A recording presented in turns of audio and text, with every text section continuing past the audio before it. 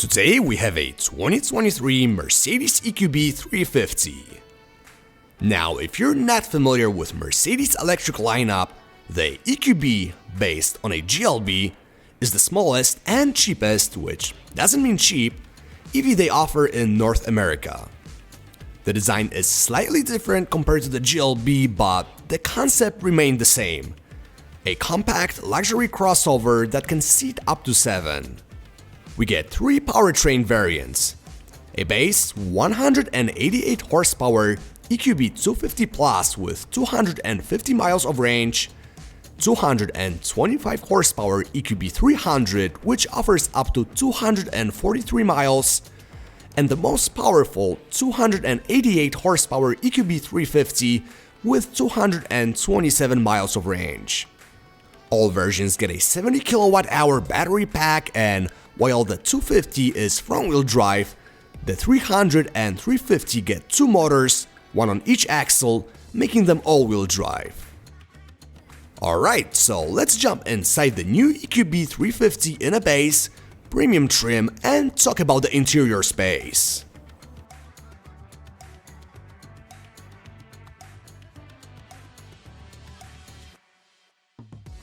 The interior of the EQB has been carried over from the GLB and is very interesting, to say the least. One of the reasons why I'm a huge fan of the GLB is how well Mercedes designed the cabin and how much room it offers. Same applies to the EQB. It feels very airy and the visibility is great. Looking at the dash, there's a lot going on, and even though you don't see a typical sterile design for German cars, the ergonomics are great and it should take you just a little bit of time to figure out the core functions. Now, some of the materials are not up to the standards of bigger Mercedes models, but they are totally acceptable for an entry-level luxury CUV. The customizable ambient lighting is a nice touch and makes the cabin look more upscale at night. What might have caught your attention are two 10.25-inch displays.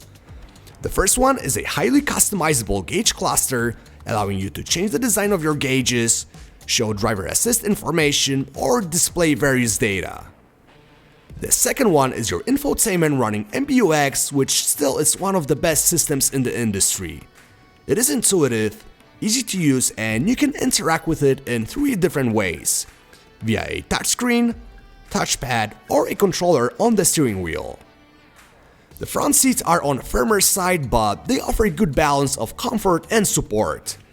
Being 6'1" or 6'2" on a good day, I had no issues finding a good position, and after driving this thing non-stop for a couple of hours, I didn't feel fatigued. Now moving to the back, the second row offers tons of headroom and legroom, and you can move the seats up for more cargo space or legroom for the passengers in the third row. Yes, you can also get an optional third row of seats, which is very unusual for this segment, but I can imagine it's only suitable for small kids. Lastly, the cargo area. Thanks to a boxy shape, the EQB has a lot of usable space. The trunk offers 22 cubic feet with the seats up and 62 cubic feet after folding them down. Alright, so that was the interior of the Mercedes EQB. Let's take it on the road now and see how it drives.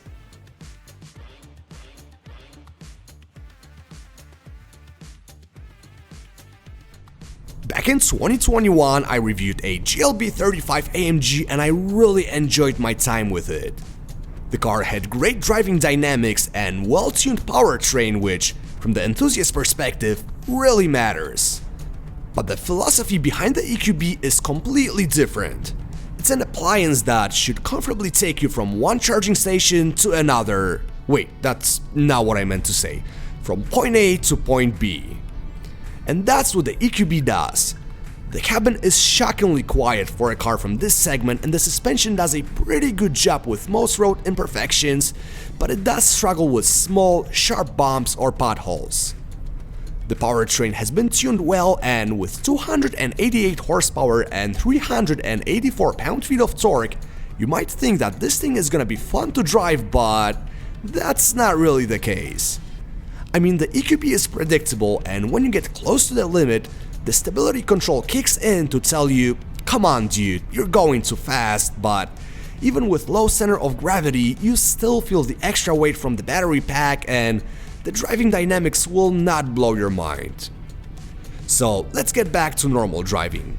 You get 2 levels of regen braking, normal and increased for one pedal driving, which you can adjust with paddle shifters, and if you don't want to use it, you can completely turn it off.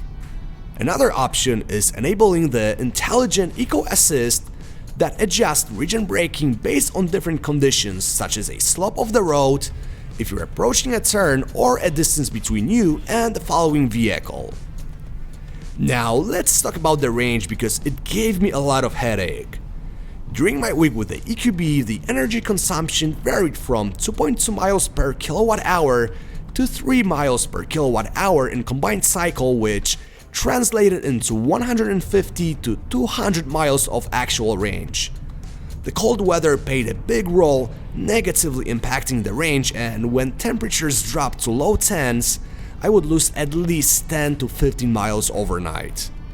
When it comes to driver assist features, typically for a luxury segment, you don't get a lot as standard.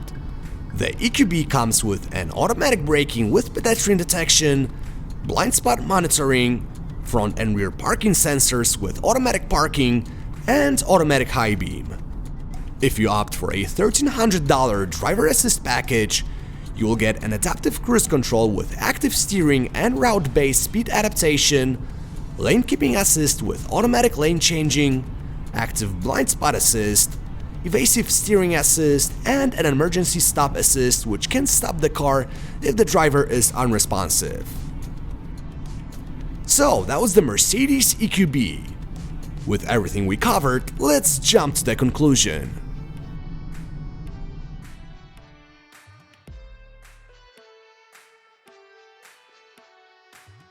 I'm a huge fan of a Mercedes GLB, especially in a 35 AMG variant that I drove a couple of years ago, but I can't say the same thing about the EQB.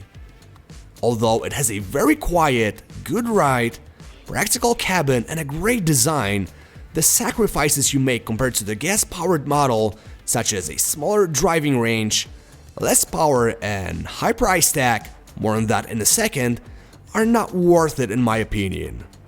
Unless you absolutely need to get an EV. Pricing starts at $52,400 for the base, EQB 250 Plus, and $58,050 for the EQB 350 that I tested.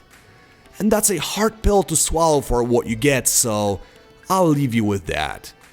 Thanks so much for watching, and I'll catch you later.